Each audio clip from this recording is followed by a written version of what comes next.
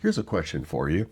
If you lost your job tomorrow, but you were already financially independent and didn't need the salary, would you still feel like you mattered to the world? In my last video, we talked about the financial risk of a job. Today, I want to talk about the emotional risk, specifically the danger of attaching most of your identity to your work role to the exclusion of everything else. Now, why does this matter?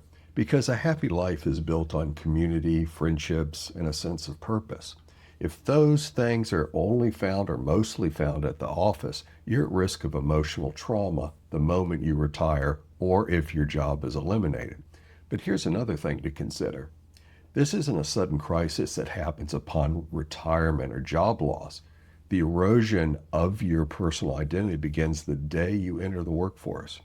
If you aren't careful, you'll spend your entire life diverting all of your emotional energy into a job title, leaving your true self underdeveloped. I recently read a Wall Street Journal article on this topic. It was titled, "The Retirement Crisis No One Warns You About, Mattering," and it highlights this perfectly. I'll leave a link in the video description. But the article describes a group of retirees, all highly accomplished in their fields. Company managers, department chairs, people in leadership positions. The new retirees still felt like the boss, but the experienced retirees knew better. The workplace and colleagues, they move on once you're gone. And in this case, these people didn't lack money, they lacked a sense of purpose. They hit a mattering deficit. And as people, as humans, we all want to feel needed, that we matter. And if we got that need primarily filled at work, then it's understandable that people would feel lost when that part of their life goes away. And I've seen the dark side of this. I've had colleagues who died while still working. And they talked about retirement, but their life was their work. They were good at what they did. People counted on them to solve problems. They couldn't let go because there was nothing else to go to. Contrast that with my late father-in-law. He was a college professor who retired at 62. And I asked him once, this was probably when I was in my 40s, I asked him, "Do you ever miss your career?" He thought about it, laughed. He said, "Nope." Why?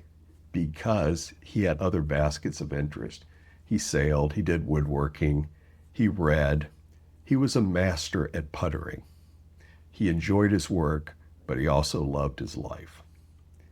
Now, the takeaway here is really about balance. Think of it as emotional diversification.